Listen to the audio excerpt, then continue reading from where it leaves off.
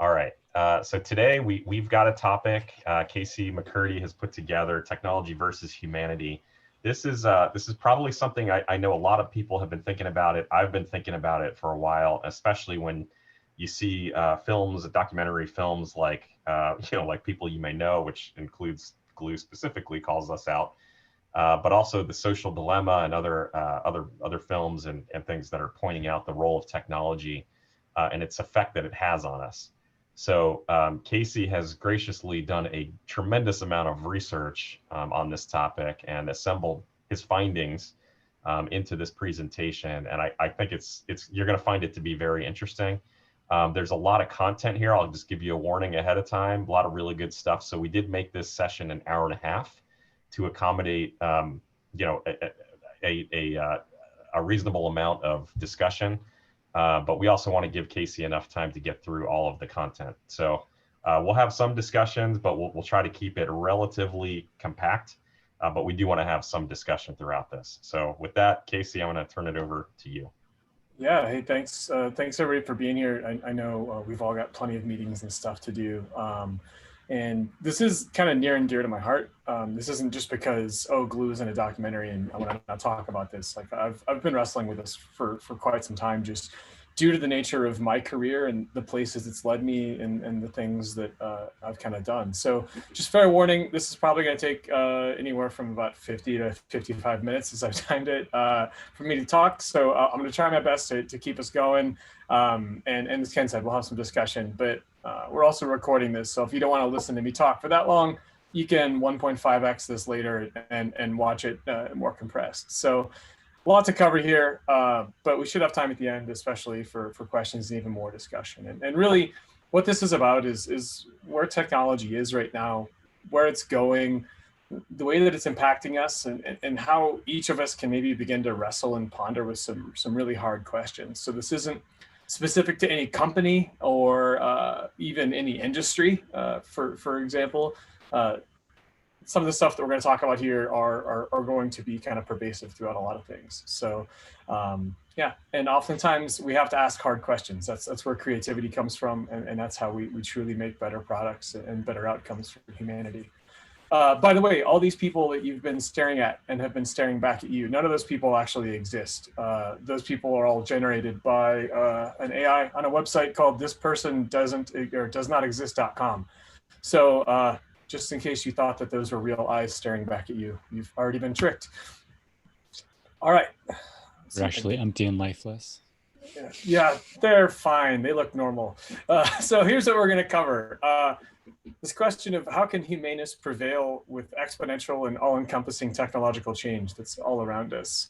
We're going to talk about kind of some of the present changes that are happening to us and some of the things that are going to be happening in the near future, in the next 25 years potentially or less. The kind of ever-present ethical struggle with new technologies and how current technology is already creating unprecedented challenges like misinformation, deepfakes, the digital warfare that we're seeing, digital obesity, which is a term that was new to me, but I've come to love. And then the coming mega shifts, these instead of going from small shifts, these giant technological shifts that are going to happen in the coming years, and they're already beginning to happen. And then just trying to figure out and wrestle with this relationship between humanity and what it means to be human and technology and the great cool things that technology can provide for us. And then lastly, how we start to think about ethics with regards to being technologists or people in the technological field. I really don't want to come across like this to all of you. Like at the end of this, like we're gonna go deep on some stuff. There's a lot of hypotheticals. You know, some of them might seem like science fiction. Just suspend disbelief for a little while and let's rock and roll through some thought experiments. And at the end, if you do view me like this, perfect. That's fine. So let's not be Luddites. I don't know if you've heard this term, but these were basically these people in the early 1800s that feared that they were going to be, their jobs and their very livelihoods were going to be taken away by these weaving machines, essentially. And it was a capital crime in Parliament to actually destroy a machine because it was like such a widespread thing that was happening. So to this day, we still say like, oh, if you don't like new technology or you stand opposed to it, you're a Luddite. let's not be those people, but let's also kind of realize where we're heading. That traditionally in human history, technology has created jobs after it's displaced others. But with the internet, there's actually been an increase in major economies of inequality, because in some cases, if you're a truck driver and your trucking career is now automated by an autonomous vehicle, it's not always an easy switch for you to become a UI engineer or something that is now valuable in the new economy. So these shifts that are going to happen are going to impact every aspect of our lives, and we need to make sure that as we're starting to make technological decisions, that we frame humanity into that decision making. The question that we need to ask is how can humaneness prevail as this all-encompassing technological change is around us? And it helps to look back at history, where things have been. These technological tools that we have now that we're creating, they're different because tools generally just helped us do our work. They didn't work on their own. And human history has shifted by small shifts over time. I mean, we've had wood to stone and stone to bronze and bronze to iron. Iron led to the industrial age. The industrial age kind of begat the electrical age. And then next thing you have this age that we're in now, which is the internet, the kind of connected age. And we've had some large shifts. For example, with the industrial age, before the industrial age, people used to always work around their home for the most part.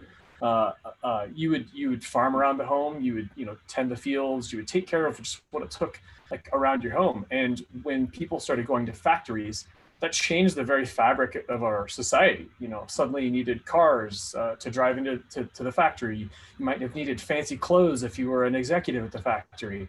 It changed the family dynamic of, okay, well, who's going to take care of the kids now while I have to go to the factory? So we've had some large shifts, but nothing like what we're about to face and what we are facing. Because we are literally standing at the doorstep of a bunch of exponential, and the term combinatorial is used here, just these combinations of technology that are going to be these mega shifts. So if you look at AI and bioengineering, for example, there's some big changes on the horizon there that could be beautiful or could be terrifying. So I'll stop for a second just to say that we can't go ahead with blind optimism. We also can't have paralyzing fear. When we're starting to debate technology, it gets way too easy to kind of prey into both of those. And by the way, I'll say if anybody has something, if you want to say something, just pipe up and interrupt me. So the big question, if you're thinking about technology as a whole, technology as a tool, like what should its purpose be? I've read countless books, and all of them keep coming back to kind of one prevailing thought, which is that technology should exist to serve humanity and further human flourishing. I mean, we at Glue, where we are, this is kind of the true north that we've always had, is to help people grow, to allow humans to flourish. And so that's how we should view technology in general. One really good quote, I tend to really like quotes because they tend to sum up really complex thoughts really easily. Like, how did you go bankrupt? Well, two ways. First off, gradually, then suddenly. And that's the future that we are facing with technology. Because in the next 20 years, humanity is going to change more than the last 300. So if you can think about what was shaken in the year 1720, it seems like a pretty big shift. And really though, what we tend to do is we tend to think that our past is going to be what our present is like. That if you think back just 20 years ago, the year 2000, you were probably, I don't know, maybe you had a cable internet connection. You were most likely buying a Smash Mouth CD or something like that. Who knows? We think that not much has changed that much in the last 20 years, but we can't use that type of extrapolation to look at the future, because we're starting to ride this exponential wave where the change is going to be no longer imperceptible. The good news is, out of all of this, is that costs are decreasing. So if you wanted to sequence the human genome in 2008, it cost you $10 million to do that for a single human being. And now it's about $800 and falling. We can literally sequence all of your DNA in you for $800 or less. And these things are going to continue to affect every aspect of our lives because they're going to just keep getting better as technology keeps going on. So the thing about humanity and our culture is that we tend to develop linearly. That's how our evolution has been. It's been by and large linear. But as you can see with this graphic, technology is really starting to exponentially increase. And we're starting to, you can see on this graphic, there's kind of this 0 to 2, where there's this kind of imperceptible change. But then as 2 goes to 4 to 8 to 16, things start to change very, very rapidly. And look at where we are now. Like tech is pretty much, our phones are pretty much like our external brain already. We basically have search engines that we rely on. Maps tell us where to go. I don't know if anybody can pick a restaurant without Yelp anymore. You know, my kids even are just like talking at you know, the Alexa in our kitchen, or my kids discovered they had Siri on their laptops the other day, and it was like they're interacting in that fashion. Now just imagine that this becomes like 100 times more powerful, and you could ask it like any question in the world, and it truly gets to know you.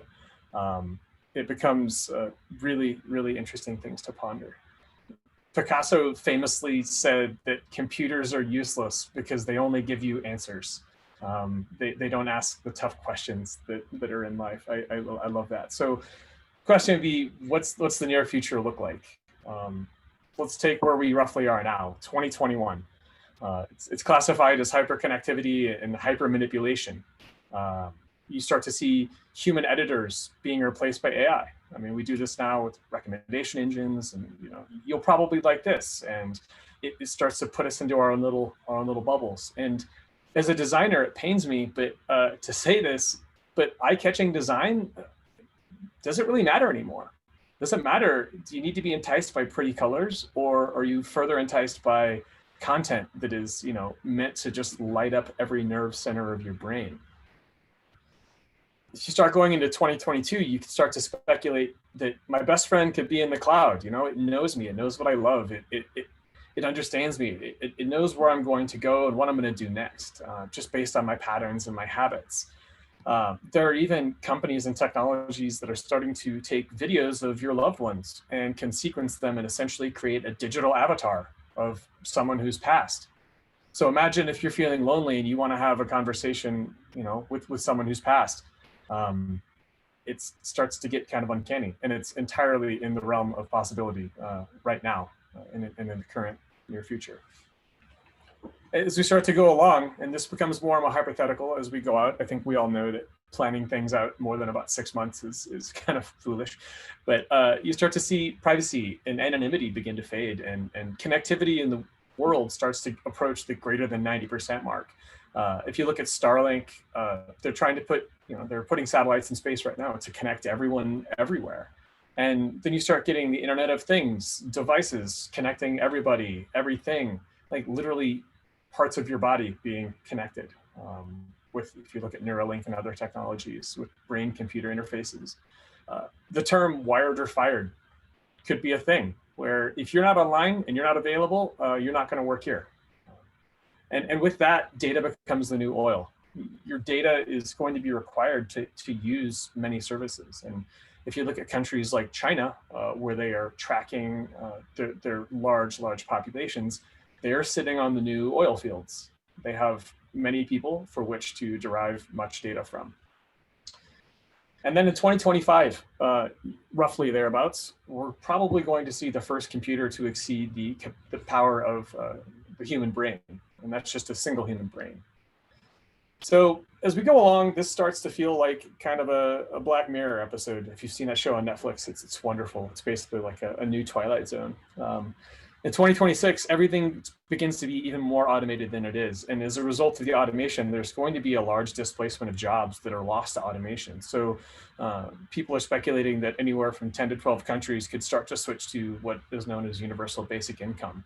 And it begins this trend towards what is known as post-capitalism, which is that maybe in some cases, your work may be divorced from, you know, your income, which is interesting to start to think about. 2028, One of the authors I read said that this is the point where it becomes to be free will for those that can afford it and privacy for those that can afford it. And the reason he speculated this was because people will come to accept the system, the tech, the AI, the whatever. It knows what's best. It's been right this long. You know, it definitely always finds those shows I want to watch on Netflix. So what else can I kind of give control over to? You can imagine a system where people would be all in for saying that sugar and tobacco and alcohol and caffeine, those need to be controlled because we need to lower healthcare costs. And imagine that you have a shopping list that is defined based on what you're allowed to consume. And then 2030, we're talking 10 years from now, right? 90 is the new 60. Mark, you look excited. That's great. Bioengineering makes us healthier, makes us happier. That's all wonderful. That's great. But as we get healthier and we continue to live longer and be older, we continue to have to kind of search for a new meaning. So our very meaning starts to change. Before the year 2035, we have AI and human genome editing coming together. Like you can design your baby. The possibilities are endless. And we're doing this right now with a technology called CRISPR. If you've not looked into CRISPR, it's fascinating and really does show a lot of promise. But it's kind of scary to think that, you know, my grandkids potentially could be designed by my son or my daughter. That could be a real possibility. And then this last little point here, before the year 2050, so we're talking within 30 years from now, there's going to be a single computer that arises that will have more computing power than all the human brains combined. And that is the singularity. So where's this taking us?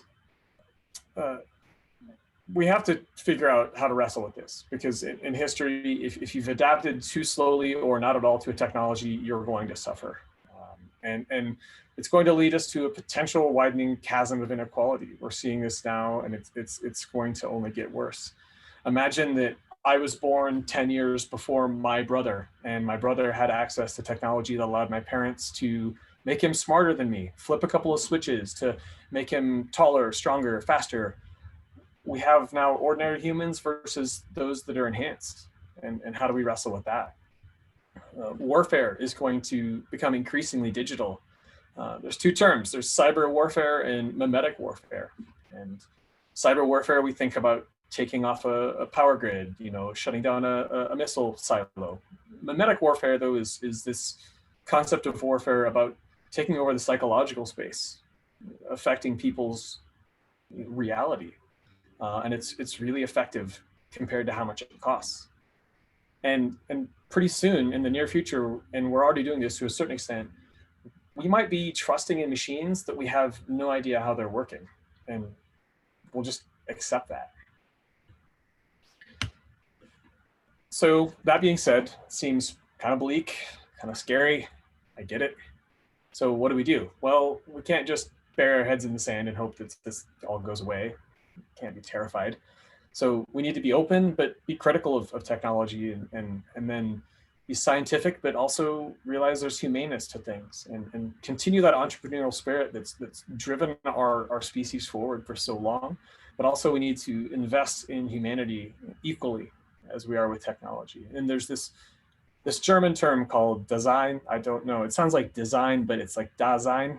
And it's this German word that just basically means like being there. It's the essence of the human experience and what it means to truly be human, to experience reality. It's the thing that a simulation can never be able to replace or match.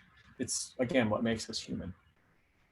So as we start to go into this, we start thinking about ethics and what are ethics really? Well, does technology have ethics? It doesn't, but if you as a society don't have ethics, you're pretty well doomed. If you look at the ethics of nuclear power, you could have clean, pretty safe nuclear power, or you could have bombs. You could have this technology of like an awesome doorbell that can let you know when that creepy salesman is at your door again, or when somebody is stealing packages off your porch. Or you could use that same technology to have this global surveillance panopticon that is truly terrifying. You could cure disease with AI and bioengineering, or you could generate and replace humans, or enslave them, as many sci-fi movies like to show. So just remember, technology is morally neutral. It's how we use it that really determines whether it's perceived as good or bad. And again, it is just a tool. Technology is something that has enhanced us from the outside historically, but more and more it's starting to invade. It's starting to enhance us and change us and transform us more on the inside. If you look at social media and our filter bubbles and what that's done to just the political discourse in this country, to what's happening with brain and computer interfaces like Neuralink, like we're starting to now merge in a way with the technology. So one thing we can think about, and by the way, I just want to pause for a second and say that I love this ad campaign. I've linked to it in the notes at the end of this, but it's this beautiful ad campaign showing phones and how they are stopping us from seeing the beautiful things that are happening every day. So here's a father sitting at the table, his son is eating, and of course he's seeing none of it because he's busy on his phone. And it seems ridiculous when you scale a phone up like this to see it, but it's really what's happening in living rooms and dinner tables kind of across the world. So is this tool good for us? Well, first off, does it violate the rights of anybody involved, anybody using it? This is a good way to evaluate technology. Does it replace the incredibly crucial human relationships with machines and screens? Does it, remove a human interaction just for the sake of efficiency? I think we could all be on board with like automating the DMV, for example. I think no tears would be shed for never having to go to the DMV, but there are certain human interactions that you definitely want to have. Does it just put profit and growths ahead of concerns like human ethics? Is it just blindly trying to raise more, get more and more and more? This is an important one, and we see this today. Does this technology replace true happiness with just pure consumption and just mindless scrolling? Does it automate core activities? Like, would you want to have an AI therapist that you talk to a bot and it tells you, oh, this is how you should feel? Oh, I mean, would you want to have an AI doctor give you a cancer diagnosis? You would want to have that human element to certain interactions in your life. And lastly, does this technology, does it promote human flourishing? Does it try to make people and humanity as a whole better? So listen, we all know we're hooked. We rely on technology every day. And a lot of times, like I said, we don't know where the decisions came from. We don't know, why I'm being shown this, but we basically have this slot machine in our pocket that is our phone. If you think about a slot machine, you put a quarter in, you pull the handle, and you hope you get something good. And you do that repeatedly. I'm not a fan of slot machines. I don't get it, but some people seem to really like them. With a phone, you have this thing in your pocket, you pull it out, you put something in, which is your valuable time and your attention. And you swipe down or whatever, and you just hope that something lights up your brain. You hope that you see that juicy article on Facebook that just angers you, or it's just, we put so much into this. And finding a restaurant on Yelp has become this like crazy, indecisive star hunting thing. Like, I don't know about you guys, but every time we decided to try to go eat somewhere back when we went to a lot of restaurants, it was always like this indecisive wrestling match of picking the right number of stars and the location and distance away. And well, it has this bad review, and oh, I don't like the way they're taking photos. And it's maddening sometimes how we're hooked. And so we know we're hooked. Like, let's just admit right now, like, we're totally hooked to our devices. Technology is awesome. I mean, my phone is literally right here. I bet all of your phones are at least within reaching distance of you. You can't leave the house. You feel naked without it. But are we actually starting to prefer this simulated life and this kind of blend of a reality? We are starting to do things that are starting to make us more connected to the machines, more connected to technology. And as we start to shift that, I think it's important for us to remember that real life is so much more rich than any sort of simulation can ever be. So we all live in Colorado, or at least, a majority of us here live in Colorado. There's a lot of beautiful stuff here. I defy you to stand at the foot of the Flatirons take a photo and then also look at the Flatirons with your own eyes standing there. It just doesn't do it justice. My wife and I have said this ever since we moved here 4 years ago, that we'll take a photo of something that's just beautiful and you're like, the photo just doesn't do it justice. I mean, they're mere approximations at best. And if you could do this thought experiment, imagine that you could go to India for 3 minutes to this busy street fair on the right, all the sights and the sounds and the smells, the richness. Or you could spend 3 hours or 3 days, hell, I'll give you 3 weeks if you want it, in a virtual reality exploration of India. I can guarantee you that those 3 minutes are going to be way more impactful than the hours or days or weeks that you spent in VR. And that difference, that's design. That is being there. That's being human. That's the stuff that we can't lose track of. And right now, even as I'm presenting to you in video and I'm seeing some of your video, like the best 4K video we have is about 25 megabits per second, where is experiencing reality, your brain is literally consuming gigabytes per second of data and richness. And so as we go from, it's easy to think of virtual reality and the internet and technology is something that's kind of happening up there in the cloud. But in many ways, the virtual world is really starting to affect our reality and what we experience in the physical world. And to that, I only need to welcome you to the infocalypse, a term that Nina Schick here talks about in her book, Deepfakes. And the infocalypse is this terrifying place where neither side can convince each other of what's true. I don't know if that sounds like any recent elections that may or may not have occurred, but there seems to be a kind of war on a shared reality. And a lot of this is happening because of things called deepfakes, which are just synthetic media. I'm sure most of you heard of this. It's just fake images, video, sound that are meant to just spread mis or disinformation. And humans are terrible at not believing something that they see or hear. Did somebody have something? I heard somebody say something. No, okay. So we're entering a world where seeing and hearing is not believing. And that's because humans are wired to believe images and sound. It's called processing fluency. It's this kind of hack that our brains have, or this optimization that our brains have to essentially, if you see something, it's probably real. For the last 100 years, like before we had video, generally, if your eyes and your brain, which are essentially the same one that we've had in the last 100 years, if your eyes or your brain saw something, it happened. Like that really happened. With video and imagery and what we have now, it's starting to kind of hijack that.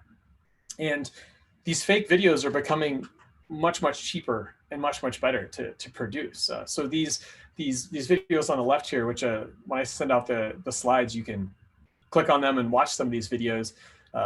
They are fake videos of Kim Jong-un and Vladimir Putin and Barack Obama talking to you. The one on the bottom was from about 2 years ago, and it had the comedian and writer Jordan Peele was just saying some wonderful things on behalf of Obama. And it was pretty good. It was a little weird. You could kind of tell there wasn't something quite right with it. The top 2 videos were done this year, and it has each of these dictators talking about democracy, and they're really well done. And so just in 2 years, we've already kind of closed the gap. And this stuff is moving so fast that if you've seen The Irishman, this movie on Netflix, they spent millions to de-age Robert De Niro and other actors. And then about a year later, some kid grabbed some free software, redid the whole movie, and de-aged it better for free. And they've also done that with Tron and a few other movies where like the tech was just, they spent millions on it, and now it's free and you can do it with your phone. And so the technology behind a lot of this, it's a type of neural network called a GAN, which is a generative adversarial network. And it's basically you take 2 neural networks, one that detects faces and one that generates faces, and you just get them to kind of battle with each other. And ultimately, they keep going until one wins. And the whole game is to try to get the one that generates faces to beat the one that detects them. And as they battle, they get really good at generating compelling fake videos. So, for example, we have, hopefully you can hear my sound here. I'm hoping this works. This is our good friend. I have neither the time nor the inclination to explain myself to a man who rises and sleeps under the blanket of the very freedom that I provide, and then questions the manner in which I provide it. I would rather you just said thank you and went on your way. Otherwise, I suggest you pick up a weapon and stand a post. Either way, I don't give a damn what you think you are entitled to. Anyway, that's our friend Bill. So, okay, that was rough. That was pretty raw.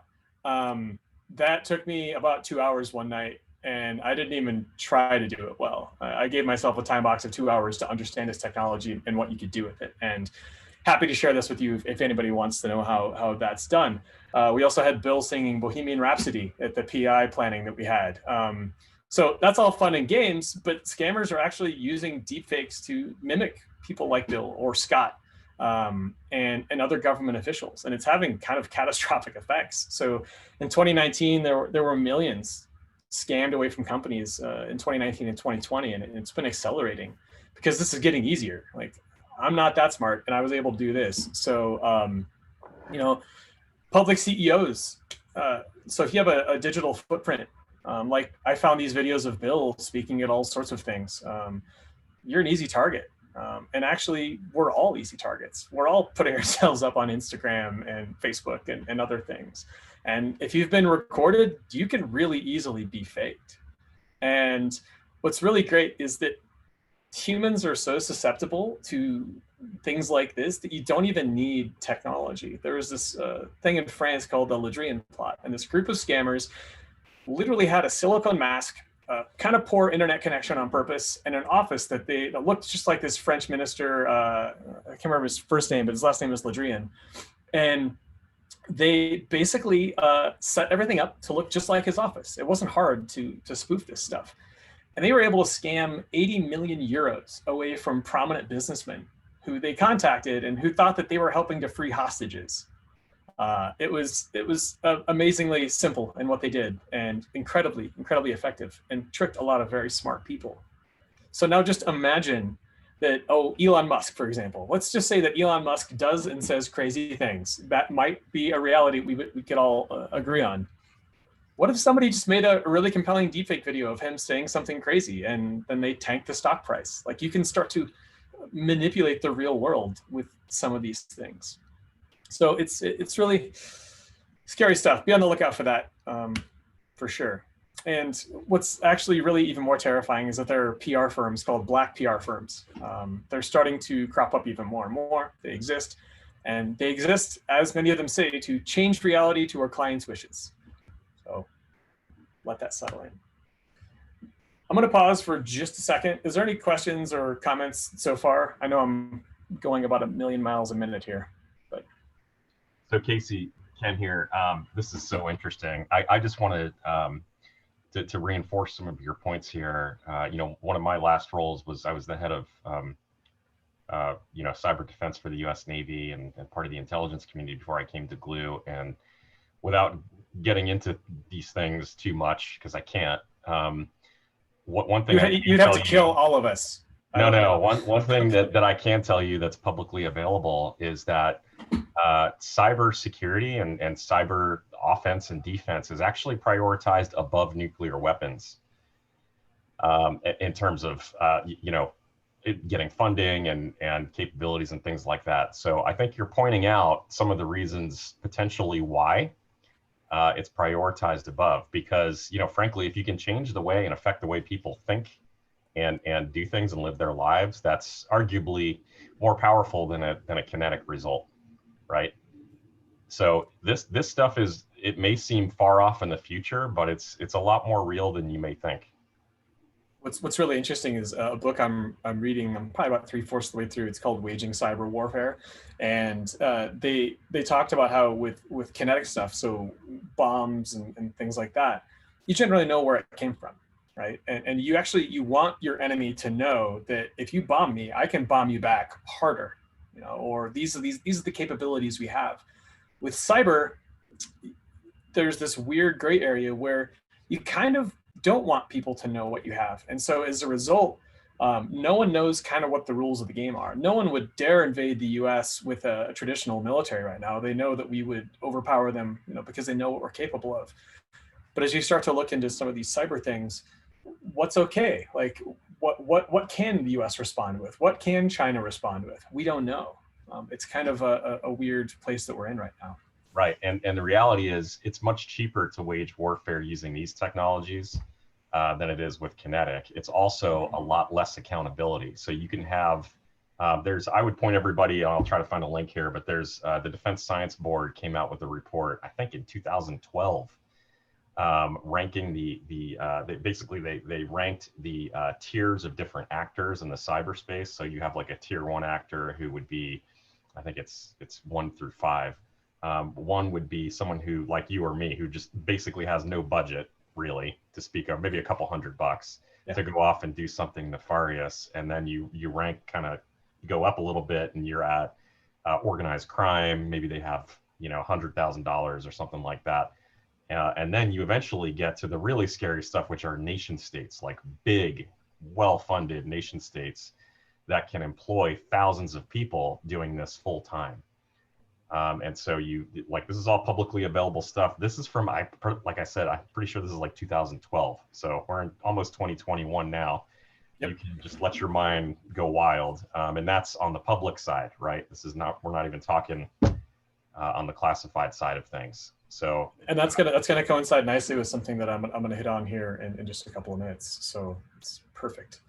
I unfortunately, I kind of feel I wrestled with whether to put this next section in here, but I think it's important, and it's kind of heavy, and it probably will surprise no one. But I'm just gonna hit you in the face with a number about deepfake videos, right? So again, you can take a face, you can make that face say, do whatever you want. It probably will not surprise or shock most of you to know that currently on the internet, with the latest research, 90% or 96% of all deepfake videos are non-consensual porn. Just let that sink in. We already know that the internet is essentially like a cesspool of griminess, but wow, I read this and I had to take a step back. And I started reading the story of this girl named Noelle Martin. She's in Australia. She's a 17-year-old. She's a curious 17-year-old. And she did what many of us have done. You Google yourself. She had a selfie that she took, and she did a reverse image search of herself. And without going into detail, what she found was beyond disturbing. The imagery, the videos, the discussion people were having about these fake videos and imagery created of her. And even more terrifying, people had triangulated and had information about where she lived, what she was studying, where she was studying. And I mean, I have a daughter, and she's a 7-year-old daughter. And just thinking about this, put me in a really dark place for a while. And Noelle was so brave. And she did not just stand for this. She started going after some of these websites, contacting the people that ran them. And she ended up in this fake porn whack-a-mole dystopia, as she called it. And it was very futile. And some of the things that she was asked to do in order to take down the stuff that was up of her was just absolutely disgusting and worse than what was up there. So she had nowhere to turn. And after 5 years, though, she actually managed to get legislation passed in Australia that made these types of deepfakes illegal to distribute and circulate in Australia, and it's some pretty heavy penalties. So there is some hope that we can kind of start to change these things. Many of you may have heard of Sir Tim Berners-Lee, one of the foundational fathers of the internet, and he has come out and said quite publicly that he cares deeply about this issue because there's a growing crisis for women specifically on the web as a result of this. And you can look at these examples of this and say that, she got unlucky and, but it's really, if you look at how pervasive this technology is coming to be as it becomes cheaper.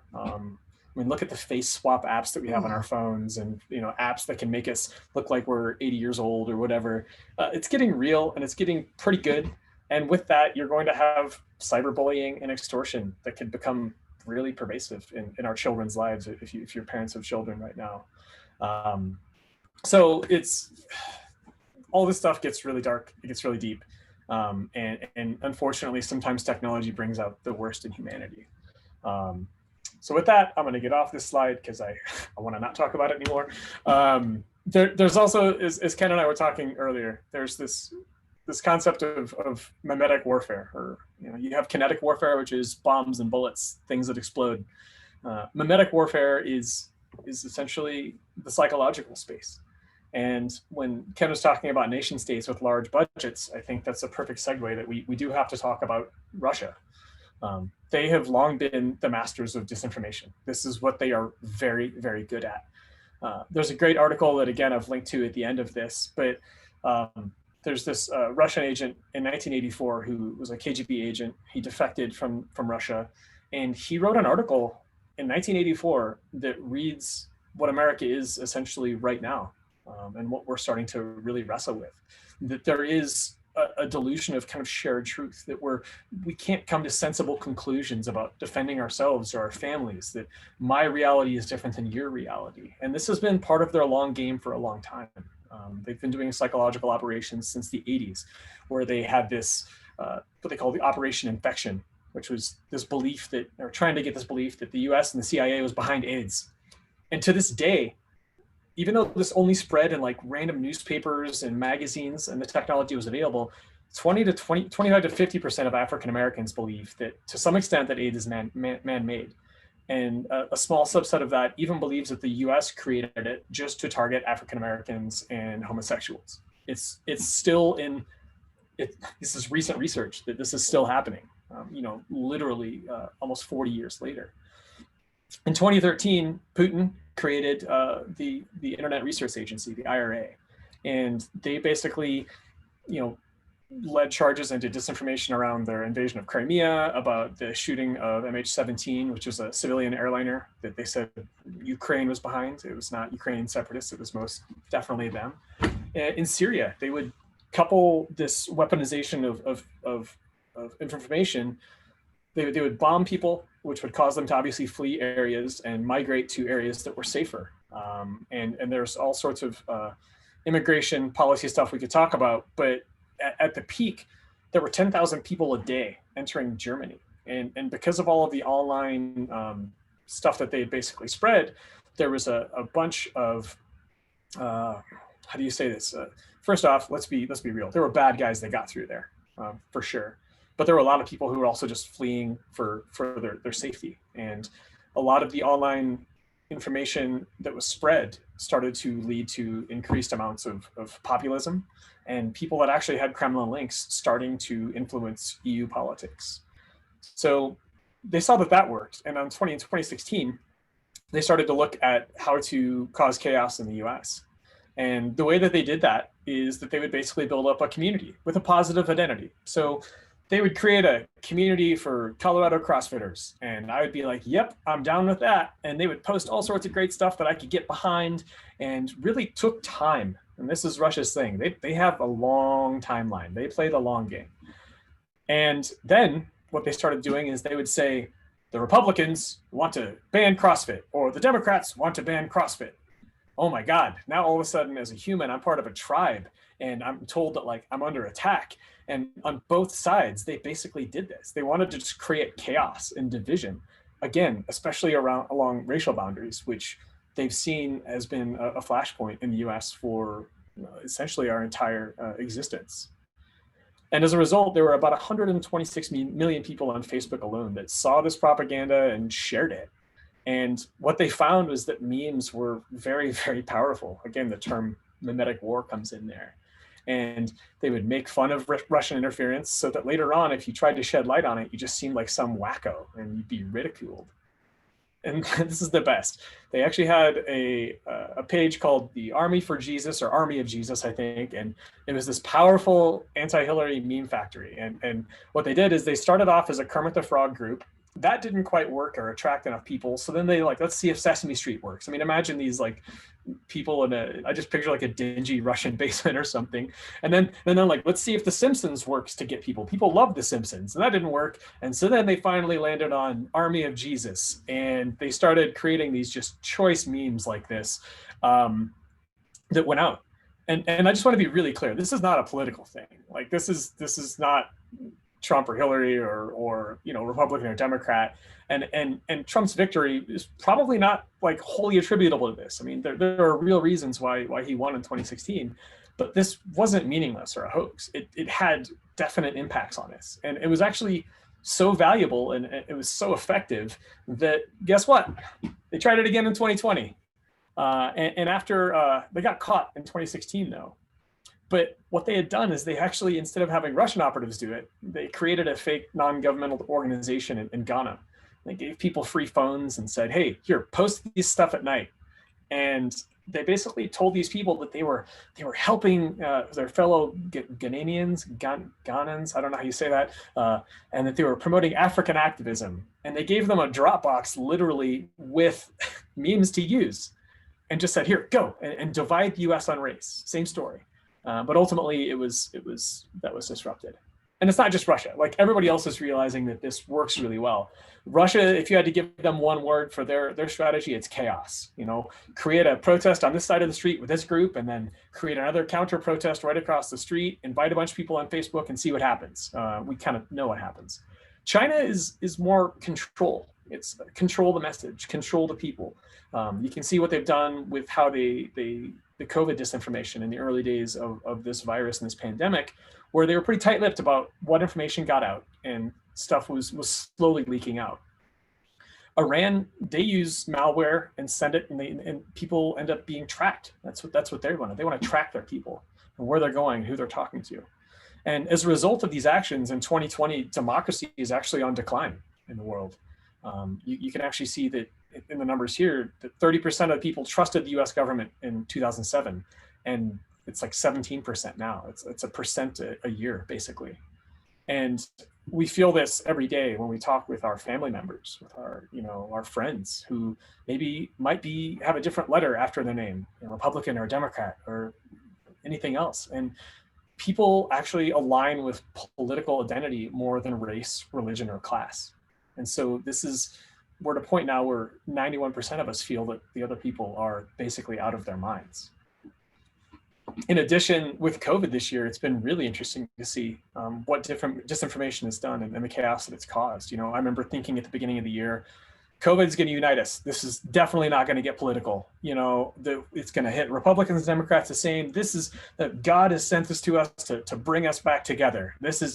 And oh my God, I have been so wrong. I will admit that. Public health became political, and you have things like Bill Gates microchipping you and 5G spreading COVID, or you become a 5G antenna. I don't know how it works. And in India, even, like, this isn't just the US. In India, people believe that if you take cow dung and urine, that's a cure for COVID. I mean, it's everywhere. So all of this seems like incredibly dystopian and chaotic. And you're like, okay, what's happening? Why is this happening now? Well, it's because we're to a point now where there's this universality of tech. There's this potency to it. And it's actually advancing faster than our ability to comprehend it collectively. I mean, we're all smart people on this call. I think we know this stuff is happening. We are a small percentage of the population. There's a very large shift happening. And we are starting to feel the ripples of the coming tsunami that is going to be this exponential curve. We're starting to just see a little bit, and then we're starting to feel these shifts. So these shifts, they're called megashifts. This author whose work I am definitely indebted to, his name is Gerd Leonard. He's a digital ethicist and just really, really smart guy that wrestles with a lot of these things. He coined these megashifts of digitization. If it can be digital, it will. I mean, that's great. It drives prices down. Again, that Smash Mouth CD you bought in the year 2000 probably cost you about $15. Spotify a month cost me about $15, and I have access to all the music ever, except for the Beatles. And you look at this mobilization where tech is everywhere. It makes us naked and trackable, predictable, even programmable. And we have screens everywhere, AR, VR. Imagine solar digital wallpaper where you can just have screens on everything. If you thought that like Facebook gets your dopamine going, wait till this stuff really kicks in. Then tend to cut out the middleman. in these mega shifts. You know, peer-to-peer is going to continue to prevail and be the tech du jour. We're going to start to metamorphosize into something different, no longer physically separate from tech. As I said earlier, we all have our phones like in our hands at the ready, you know, in our pockets. Like people can't leave the house. I think Colin's probably the only one that I know that has a landline. Kudos to you, Colin. But then we get to intelligization. You start making everything smart. We have smart refrigerators. Like my mother-in-law has a smart refrigerator, and I have no idea why. We have smart everything.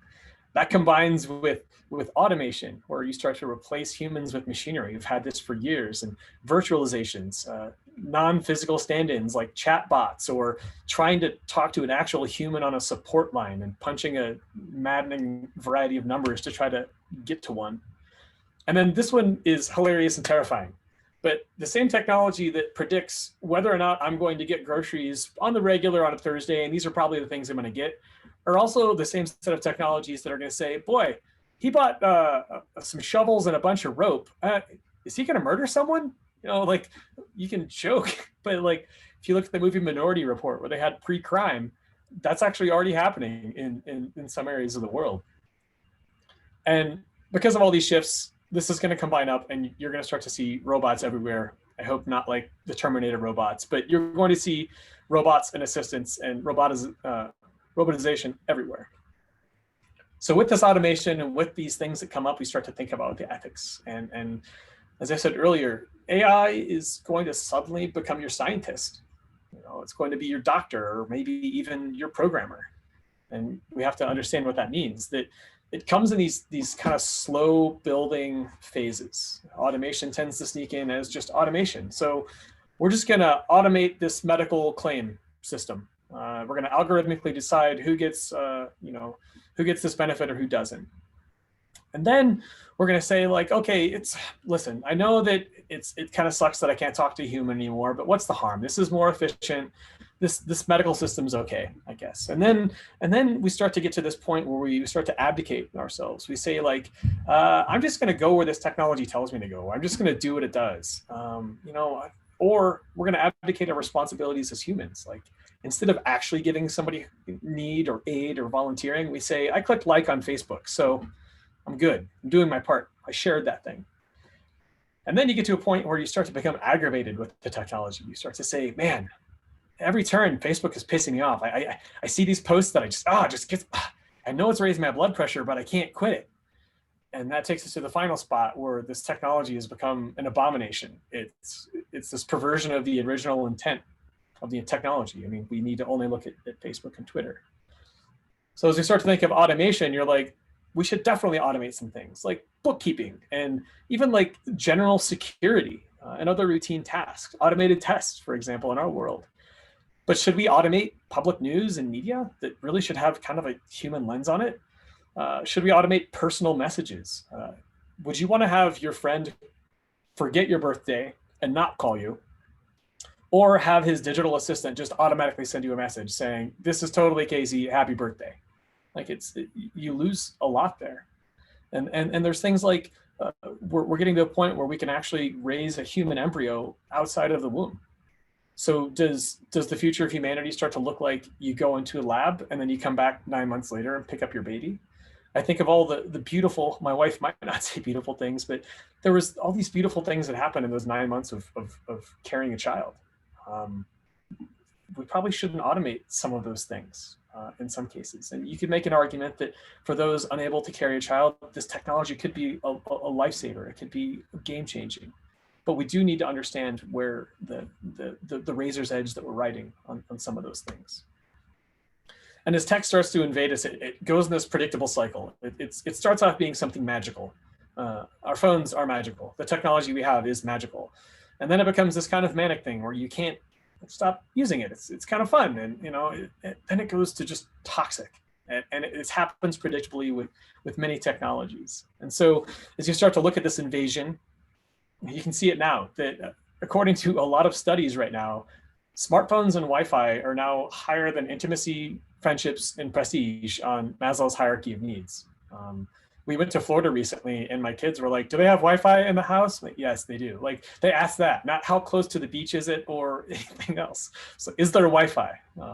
And even the 3-hour flight, there was no Wi-Fi on the plane. And it felt weird yet wonderfully beautiful to be disconnected from the internet for even those 3 hours. I actually worked on this on that flight. It was fun. And I mean, let's not kid ourselves. It's awesome. That stuff that was now expensive is dirt cheap. Like I have every Nintendo game I ever had as a kid on a tiny little SD card the size of my thumb. It's incredible. But when does this awesome start to turn into a digital Hiroshima? You know, like an explosion that we don't intend. And as this line between us and the tool begins to vanish, that's when it gets unhealthy. Like when our assistants know everything about us and where we're going, or even telling us what to do, when we start to just abdicate our choices. Like, are we even free anymore? And when we start to become just a people that are okay being hacked and tracked, this starts to get really bad. I mean, imagine surveillance that Orwell in 1984 could have never imagined being a reality. And then as a company, when you start to distance yourself from the harm that you're causing to some people, imagine that you are producing a great product, but you are polluting down the river and you don't care that the town down the stream is getting pollutants.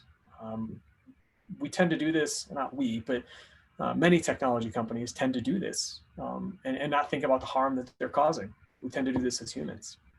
So a couple of really fun thought experiments of, is this technology Aladdin's lamp or Pandora's box? It's, imagine that you have an assistant that knows that you need to lose weight. You know, you stepped on your smart scale and it says you're a little heavy. So does it now lock your smart fridge? Does it block your phone so you can't order pizza? Like to what extent do we give power over us to these things? What if there's an autonomous vehicle and it needs to swerve to avoid a head-on collision? There's 2 people on the left side and 3 people on the right side of the road. How do we program the machine to do the right thing? Did we just authorize it to kill 2 people to save 3 people or more? And I mean, if you just told a machine to make you happy, wouldn't the most efficient thing just be to comatize you and pump you full of dopamine? I mean, that's probably optimal happiness. And there's this wonderful thing called the paperclip maximizer.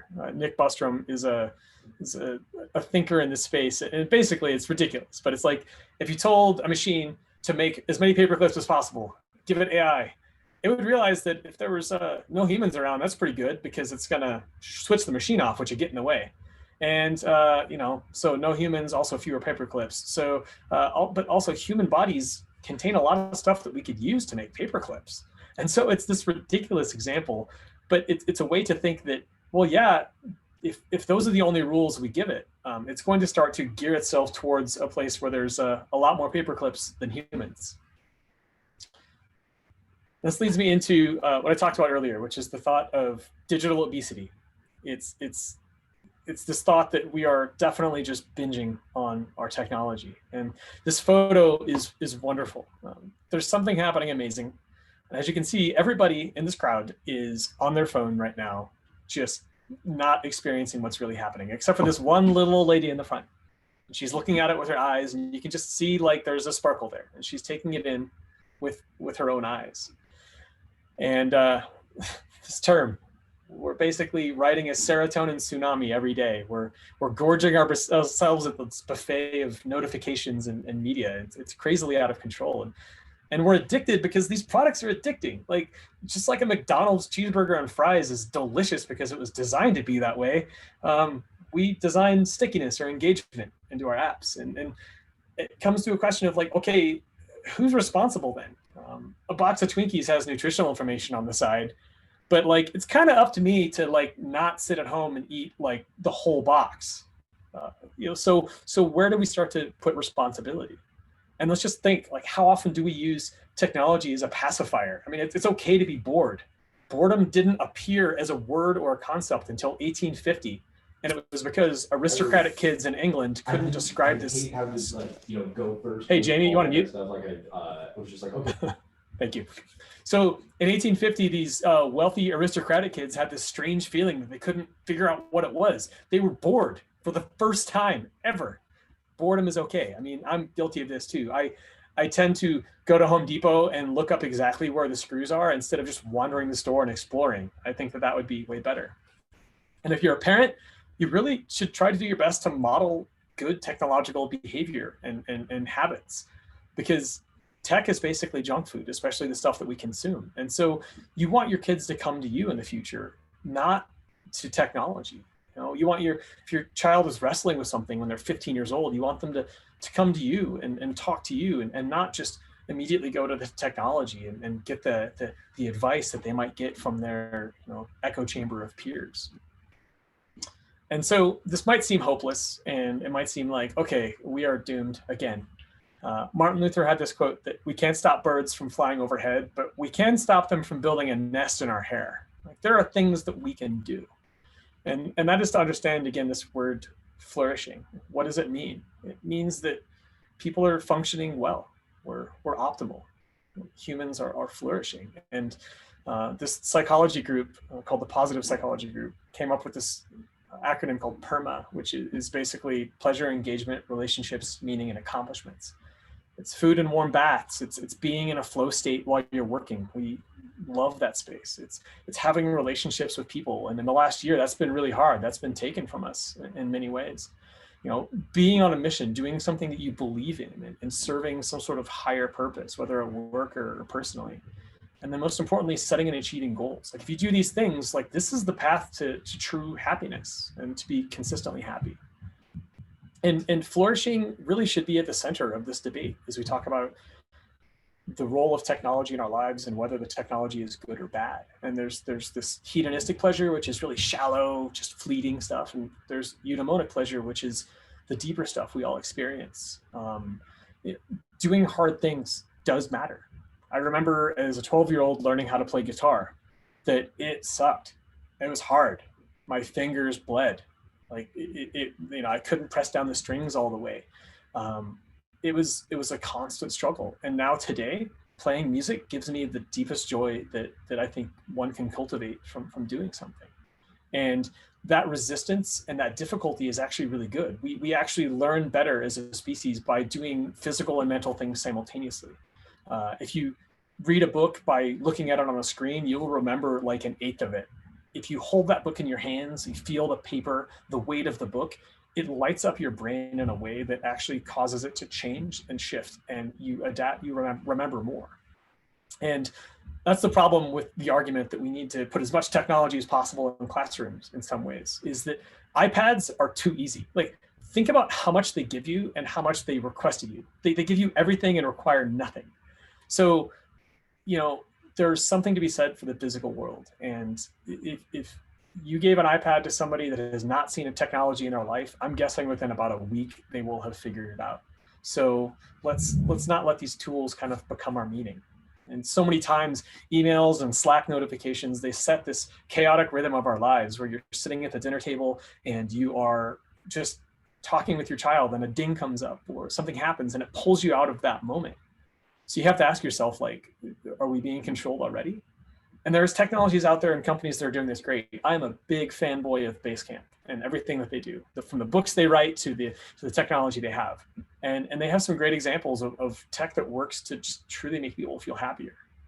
And again, we need to think of technology, robots, AI as servants to us, never our masters. And if there is a technology that looks like it could be on the cusp of being really harmful, we need people with wisdom to really help guide us as we enter into this next kind of era of our human development. Not, as I said here, 85-year-old senators and lobbyists trying to understand technology. The internet is a series of tubes, after all. And so, you know, as we look towards happiness and this like human thriving, people tend to say, I just want to be happy. I want to find happiness. Well, you can't find happiness. Happiness is this beautiful byproduct that you get from doing something that is hard and just finding something that is greater than yourself. And it really gets ruined when you see it as the goal. So finally, we're getting to really what I think is some interesting conversations and more questions than answers here around what is the role of ethics in the digital realm? What are digital ethics? Well, first, remember, tech and technology will always be exponential. It will combine to become exponential. Our ethics are linear. And Moore's law, which is that CPU speed is going to continue to double, it's going to slow down with actual silicon, and it's going to hit up against the laws of physics eventually. But when you start to combine innovations, that's when things continue to exponentially grow. If you want to imagine this, in the future, digital ethicists are going to be in a new career. It's already kind of a career, but it's going to be in high demand because these ethics are going to be a compass, not a map. Our true north is going to move here or there, and continual adjustment is going to be needed to understand these technologies that we can't even imagine right now. And so do we start to do things like put ethics into our machines? In iRobot, it was basically don't injure humans, obey a human unless it injures or kills a human, and then protect your own existence unless it violates the first two. Is it as simple as that? I don't know. So Gerd Leonard says that really basically, as we enter in the digital age, we need to have 5 human rights that we should protect. The right to remain biological, the right to be inefficient if it defines our humanity, the right to disconnect. Again, will employees require you always to be connected in the future? The right to be anonymous, and the right to employ people over machines. I buy a lot of gear from companies that could make it a lot cheaper, but I know that there's a person making this, and the quality is always way better than something that just gets stamped out on a factory line. Gerd Leonard also said that there's like these 15 shall nots. It's almost like a 15 commandments of the exponential tech age. We should not plan for humans to become tech, or allow technology to govern or direct us, or alter the nature of what it means to be human, or give us supernatural powers that blur the man and machine divide. And I don't know if I agree with this, because I would really like some robot parts. I think robot legs would be neat. But also, we shouldn't allow machines to circumvent our human control. Like at some point, we have to say, no, we own this. We can't replace trust with tracking just because we can. And we should never desire surveillance just to be secure. And allowing robots or machines to take over our basic democratic functions would be a terrible thing. And replacing real culture, going to India, being there, experiencing that with the simulation, or minimizing our flaws that are beautiful to better fit some technology. And we shouldn't try to minimize those flaws and those mistakes by predicting what we're going to do and saving us. Sometimes mistakes are the best instruction. I have the scars to prove this. We should never create a technology that just solely exists to addict people and rob them of their precious time on Earth, or let robots make moral decisions, or demand that we become exponential. And lastly, we should never confuse a great algorithm with reality. So part 2 of, is this good for us? Is it going to diminish humanity? Or is it going to further true human happiness? Are there going to be any side effects? Ken always talks about adversarial thinking, and I love this. Is it going to give too much authority to itself? Can we transcend, or are we going to depend on it? Do we need to be changed to use this? Is it going to be open or proprietary? And these are all questions that we need to evaluate when you're looking at any technology, whether it's going to enter into our lives or whether you're going to create it. So I consider myself on Team Human. In the book Tech versus Humanity, he talks about being on Team Human. And what it means to be on Team Human is that you're going to put human flourishing first and allow for what they call androrhythms instead of algorithms. It's allow for human things to happen, and fight the spread that machine thinking is always the answer, because it might not be. And this is hard on me. I love shiny new technology, but sometimes we tend to prefer tech magic over these relationships that we have with our fellow humans. And it's everywhere. I mean, if you look at school right now, in our education system, we hear about STEM, which is science and technology, engineering, and mathematics. I was actually on the STEM council for the governor in Iowa when we lived there, and our whole mission was to try to get technology into the classrooms and help kids have access to what they need to excel in these areas of engineering and math and technology. And earlier this year, this kind of hit me real when I guess it's probably a year and a half ago, but we went to a parent-teacher conference, and the teachers told us that my daughter Maeve was behind on some of these things, on her reading. She, here's where every other kid's at, here's where she's at. And that was really hard. It was really hard for my wife and I to kind of wrestle with that, because we raised her in the same house that we raised my son in, and with the same standards and the same kind of importance that we place on learning and education.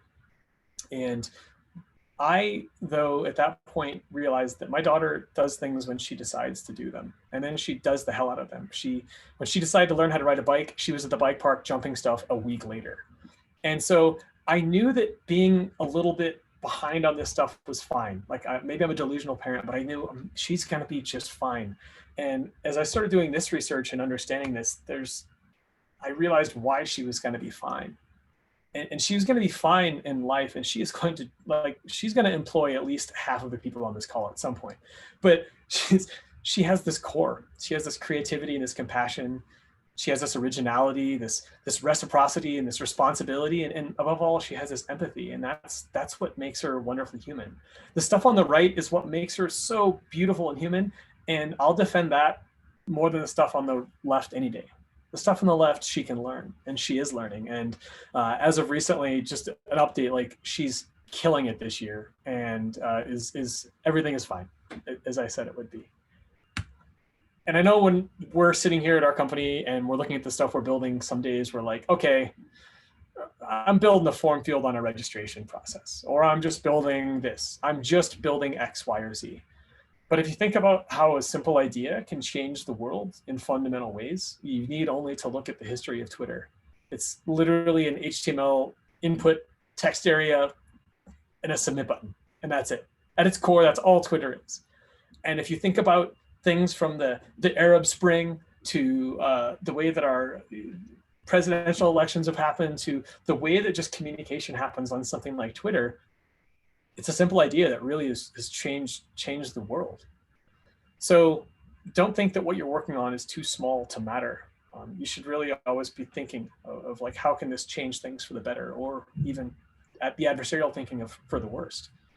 So last thing I have is, as I was finishing this up, I finished reading a book by Barna called The Tech-Wise Family. I'd had it and I just finally got around to reading it. And it was awesome the way this book ended, because it really, I think, summed it up beautifully, that we as humans are meant to be a family, that we invite people into our lives and even to the threshold of our very last breath to experience vulnerability and grace, sorrow and hope.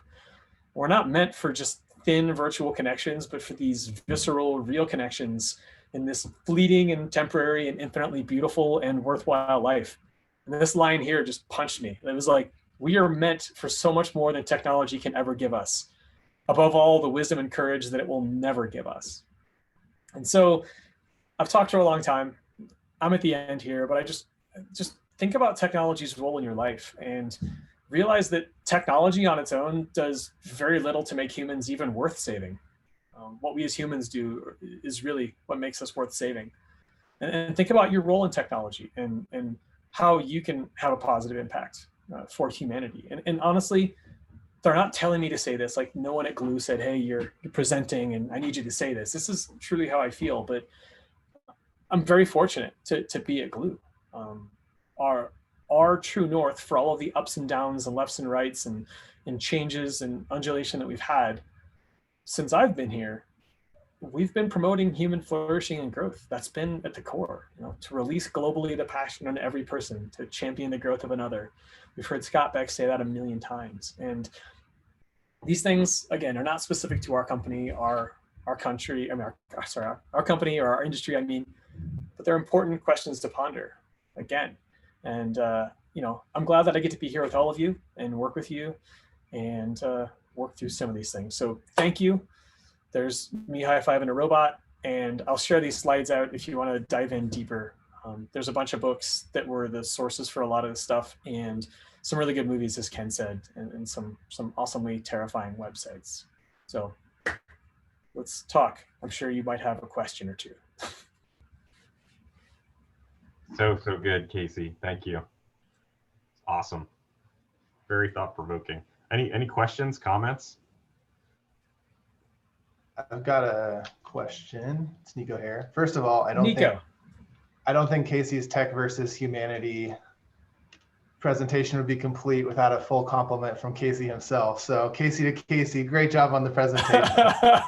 Very informative. Lots of great research. I'm terrified. Super awesome. Yeah, I'm terrified too. Yeah. I'm gonna go ahead and get out of there.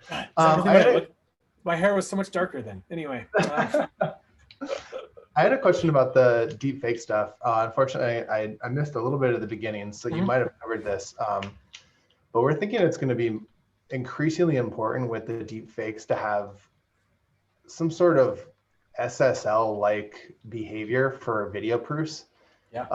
And like one of the projects we might do for ETH Denver is letting content creators upload uncensorable content to something like IPFS, and then allowing public figures or politicians, like your examples, to be able to use public key cryptography on something like Ethereum to be able to sign or validate these videos that can't be censored. And I was curious, have you, in your research, seen any systems like that or teams that are working on some sort of like SSL for video validation? Yeah, I'm going to probably butcher the term, but Adobe, I know, is working on it. And a few other companies are actually working on ways to essentially, it's not encrypt on capture, but like as you're capturing the video, it does have that sort of mechanism in it that says like, this video is the original source video. It came from this, like a way to validate that, like, yeah, this is not a fake video of this person. We have the keys to prove it. So yeah, there's definitely, that's a game that's being played. And fought, but you have to think though, if you start to make stuff that is hard to crack or hard to fake, then you're only going to make the stuff that exists to generate it better. It's going to be a constant cat and mouse game, right? You're going to constantly be waging this war between those two. But yeah, there are definitely efforts. I'll try to find the Adobe effort specifically and send it to you, what they're doing. But yeah, people are thinking through that for sure. It's just cool, thanks. Not here fast enough. I know, right? Yeah. Hey, Nico, just a quick comment on that. So I can tell you that the architecture team is actually looking at the use of blockchain for this, partially for this purpose, in Glue, as a key technology, just to make sure that you are who you say you are. And it's much more difficult to fake that on a blockchain. Not impossible, but it's much more difficult. So just a heads up, we're looking at a technology called Burst IQ, and Mark is leading that effort. And actually, we're thinking about maybe having Mark lead the AMO next week and give everybody a preview of what we're thinking there.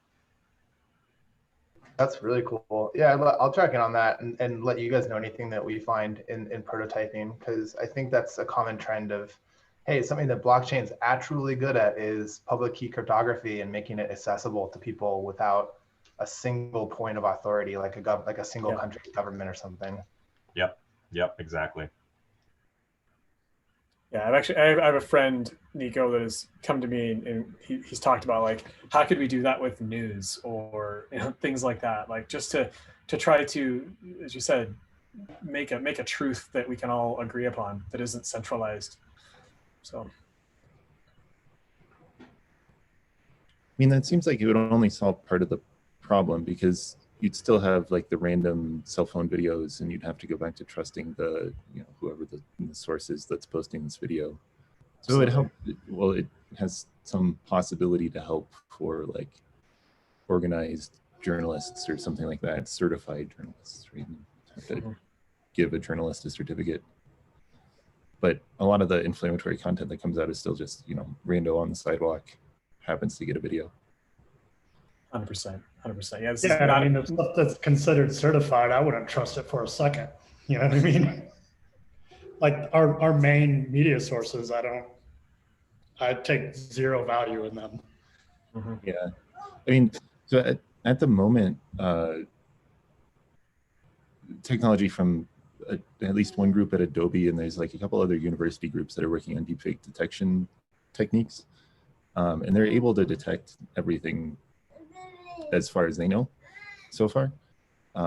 So at the moment we have reliable detection techniques, but they're not rolled out commonly across, like Facebook. They don't embed that detection in their video player or something like that where it would actually be useful. So someone has to take the initiative to go out and run it through the software and see if it's been modified. And there's the thing too, that even if Facebook did detect it and put a message on it that says, we think this is fake, somebody is just going to say, oh, well, that's Facebook being slanted again. You know, like trust is just so eroded. It's right. Not good. Yeah. And a lot of those techniques in the blockchain world would require the notion of an oracle, right? Like some trusted source of information beyond, unless it was a video that was somehow signed by the source device with that public key, which probably would be fakeable too, to be honest, if you could get access to the private key. Yeah, or even easier than faking it, just hire the person who has that key to, you know, send them the video and be like, hey, post this. Yeah. I think the only answer here, everybody, is actually just to give Tom Hanks the key. I think because everybody loves Tom Hanks and would trust Tom Hanks with the key. I might have just solved it, folks. Thanks. All right. Maybe Ron Howard too, right? Okay, whoever. I mean, yeah, they do great work together. Give Tom Hanks the backdoor key. Yes. Hey, Casey, thanks for this. This has been really, really informative. Really appreciate it. One area I'd love your thoughts on a little bit is in regards to the idea that we live in a society that does have systemic biases and prejudices. And as we go to codify, as we go to digitize everything, those biases, either intentionally or unintentionally, can get built right into our AI and machine learning. So did you come across any way to help prevent that from happening? Any ideas around that? And you know, how that becomes even less transparent once it gets codified in the systems? Yeah, I don't have solutions for that. Like, that's the thing, is I think I came away after doing this little, month or so long stint of really diving deep into this stuff. I came away with more questions than I had answers, but I did definitely hear about that facial recognition software tends to be trained on data sets of, white people, for lack of a better way. And so it's actually not as good at detecting ethnic faces because of the training data that it was given. So yeah, there definitely is, there are ways in which our technology tends to be biased towards one thing. I mean, even a stupid example, my friend Steph, she's from Australia, and hearing her try to talk to her phone is hilarious because she's like, 4H, and you're like, what is H? What letter is H? It's apparently H.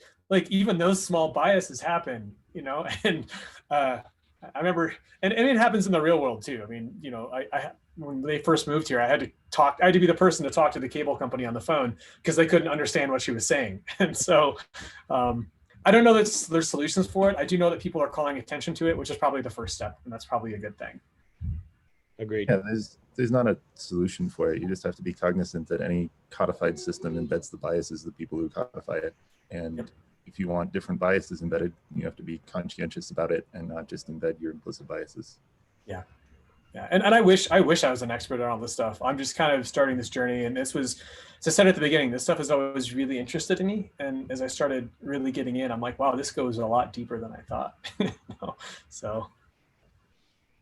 And so along the line, good. I was just going to say some great comments in the chat that another great place to start is with diverse teams to begin with. Mm-hmm. Right? Absolutely. So as they're getting codified, you get a diverse perspective. Along the lines of bias, I know that there are a number of teams, I think at Google and other places, that are actively working on those ideas. Actually, I think AWS released some stuff today at reInvent, kind of focusing on looking at bias within data sets, and that wouldn't necessarily be against people or kinds of people necessarily, but it could even just be the type of language that's used or whatever. So I know there are plenty of people working on tools around that too. Yeah. I just realized there was a chat going. So sorry, I didn't mean to interrupt or to disregard any comments there. And it's good to know the Beatles are on Spotify. Thanks, Alex. And yes, Colin, that video, the first slide was definitely PI planning. That's definitely what was happening. PI planning, right there. Awesome. Cool. Anybody else? Otherwise, hey, we managed to get this like squeezed in here. Thanks for letting me ramble for a little while. I've got one question, Casey. Yeah, go ahead. You said a few times that tech is growing exponentially. What do we use to measure that? That's a really good question. I mean, well, if you look at just CPU speeds is one measure of that. Like that's one way, right? I mean, that's been proven to be exponentially increasing. As far as other things, I honestly don't know. It's pretty well documented though, and I can get back to you with the exact specifics of how that's measured. But just I think it's just kind of almost an assumed assumption, I guess, that it is, because if you look at the way, even as simple as, like I said, CPU speeds, look at storage capacity, things like that, technology is definitely increasing quite rapidly. I mean, I can definitely see the Moore's law number of transistors kind of argument, or the terabytes and petabytes of data that we have racking up. But an argument that that value is actually exponential is what I'm curious about, or maybe the usage is exponential, something there. That's, you know what, I appreciate hard questions like that. And I am going to, so this came from probably 2 or 3 different books that I read, and let me dive in further and see if there is something that I missed, why they said like why it is. But that's a solid question. I think a lot of the time frames that's looked at over too are on the order of millennia. So that's part of how that argument gets backed up, is it's looking at like the last 2 or 4 millennia of changes in technology and the compression that's occurred over the last last century or so, and then obviously over the last, say, 50 years. I think it would be impossible to deny that it's definitely speeding up. Like you can just feel it. I actually think you used an example of that exponential, which is the cost for genomic sequencing. So that's one of the great examples. There's also Moore's law is obviously a very, very well-known and documented example as well.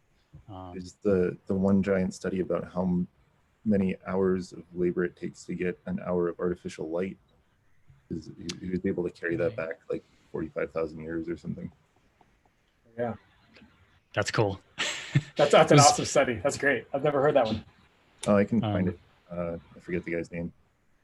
But there's also like I forget the guy's name, but the power of the network is proportional to the square of the nodes in the network. So as the nodes increase linearly, then the network increases super linearly. So if you look at the number of connections that are being added to the internet, that's roughly exponential, or has been for the last 30 years. So that is going to create a super exponential increase in the value of the network. Another solid point. I love being around smart people. It's so awesome. Well, hey, I know we're actually a little over time here, but two practical matters I just want to throw out there, and maybe we can revisit this another time in a future AMO. One is there is a field of study called bounded rationality that Alden and Mark know about because we talk about it all the time, but it might be worth bringing that up. Cognitive biases are actually a subcategory of bounded rationality. And just really quickly, the idea of bounded rationality, if you haven't heard of it, is you have your rationality, your logic, and your ability to make a good decision is limited by the information you have, your mental capability, and basically the experiences and the people around you. And this is a really well-known, very well-established field of study that actually formed the basis for things like organizational change management, organizational psychology. Like this stuff goes all the way back to the 40s. And so cognitive biases gets a lot of attention, but it's actually a subcategory of this larger topic. That's really, like, people do this stuff for a living very effectively. So it might be worth visiting that in a future AMO. That's one. And then the other thing is a practical matter. A lot of what Casey talked about, I can tell you, at least from my experience, and probably a lot of you would agree with this, is is when we only think about sunny day scenarios in our use cases. And we don't think about what are called misuse cases and misactors. So if you go out and you Google misuse case, you'll see there are these little things that are, usually colored differently than an actual use case that actually like show you the other side, the nefarious side of things that can be abused. So what I would ask everybody to think about here is, here at Glue, we're dealing with something that's very sensitive. We're talking about the growth of an individual. So the misuse set of use cases there it is about suppressing an individual or getting them to grow in a way that will hurt them or hurt other people. So there's a pretty big a stake here at Glue in the misuse cases, and there are misactors that we're dealing with also. And those are things that we really should be thinking about documenting and instrumenting our systems against. That this is something that the industry and background that I come from, we actually spend more time on that than we do on the positive use cases. So just something for us to think about as a matter of practice here at Glue, those two things. But Casey, this was so good. Thank you for all the work you did. It was fun having all the conversations leading up to this. And I'm sure this won't be the end of this topic. This is something that, this is something we'll be wrestling with for a while. Well, thanks for letting me talk for that long. I'm going to now not talk the rest of the day. I'm good. Well, your wife will be relieved, right? All right. Thanks, everybody. Have a great day. All right. Thank you. Thanks, guys. Thanks, Casey. Chill. Yeah.